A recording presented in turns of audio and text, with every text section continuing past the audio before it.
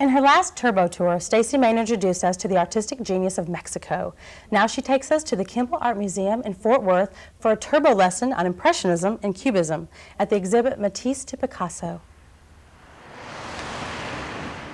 Have you been meaning to visit a museum and maybe brush up on your art history?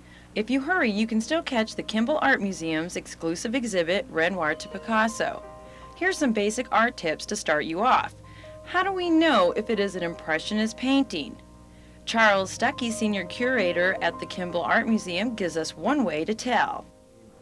The colors, the brightness of the colors would be a hallmark of Impressionism. In order to render the equivalent of light outside, they'd have to forego varnish and paint with, brighter hues to match reality.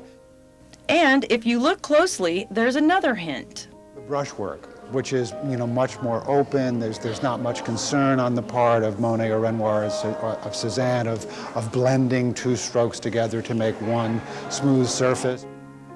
Impressionists weren't trying to capture the subject, but something else. It's about painting the experience of looking at the apple. It's about, what's going on in your sense organs. The idea of cubism was to break subjects down into shapes. Little triangles and rectangles and squares begin to superimpose themselves over the subject per se, as if one were trying to analyze the subject into its underlying, geometrical puzzle. Pablo Picasso dabbled in cubism, but wanted to do much more. Here's this young artist who had come to Paris at the beginning of the century, who wanted to, outrage with his art by virtue of it being so unconventional in one way or another. Either it was the nudity, or it was the mood, or it was the cubism. And he did that with this painting of a woman. Picasso is at work trying to upset pictorial expectations of every sort. And I think, that nearly a century later, this still manages to do that. There's so much more to know about, and to help you do that, there are personal audio tours available for a fee. There are also group tours where you can find out things you might not otherwise.